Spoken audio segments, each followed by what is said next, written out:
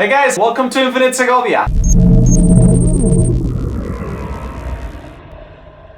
We're gonna talk about the underground market of video games. What is this about? It's not that underground anymore because it's actually where most people purchase games. The people themselves, they purchase a game that is cheaper on their country, like Russia or Brazil. They sell it to other people all over the internet. People get games at low prices and sell it to other people that might get interested in games. The main page where people do this stuff, g2a.com, they actually sponsor pro gamers.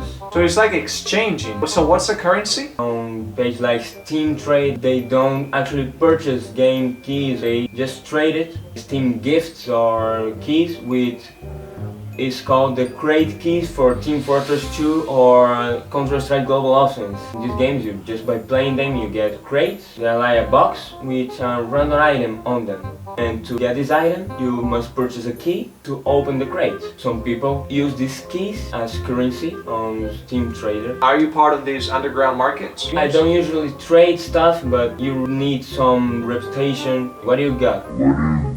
I got my key, I got these games, then you send your game key. You hope they will be legal with you. You hope, so you don't know. Hope. Yeah, you don't know actually. The webpage have this reputation system when you vote positive or negative. Oh, so it's like eBay then. If they scam you, you just vote them negative and people won't believe this guy again. This sounds to me like BlaBlaCar, about renting cars. I actually used it for the first time like a couple of months ago when I went to Granada. So I rented a seat on a car. Yeah. You always have this expectation of, okay, what's gonna happen? You know, because I don't know these guys. Actually, it was a pretty good experience because you actually get to know, and also it's really cheap. If you're gonna meet people, you're gonna meet weirdos. That's what you pay for, right? I think that's a good topic this underground video game market brings about. Is the topic of collaborative products and services. It all started out with downloading movies off the internet. Then you get segundamano.es to sell products and services. Then you get ebooks, music, your car, and now video games. What do you think is gonna be the future of this kind of market? I mean, sharing products and services at a lower price, different from the one offered by the official retailer,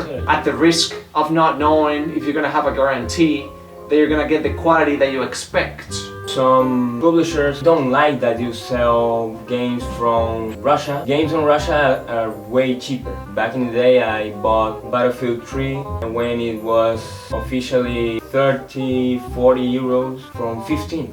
Yeah, it's pretty cheaper and some publishers got mad at it because they don't make the profit they could if the market is that unbalanced. Like in more expensive countries like Spain, the games don't sell that much, but in Russia they sell a lot. People just want to get games at fair prices. That's a tough topic, man, because it depends on the society, you know, where that happens. Russians, let's say the average price that a person would be willing to pay for a game, say it's 15 euros. So the official retailer, they have the choice of selling it for 30 euros, which is the price that they usually charge for the game, but they make way less sales because the amount of people that would be willing to pay 30 euros for that game in Russia would be way less. So this black market could be actually a good experimental ground for big companies, video game retailers, because they can see the kind of price that people are willing to pay massively. So their revenue will be way bigger eventually on the long term. One of the biggest problems with the video game prices actually are taxes. In Brazil, taxes are astronomical. You can buy a video game in Brazil for like 130 reais.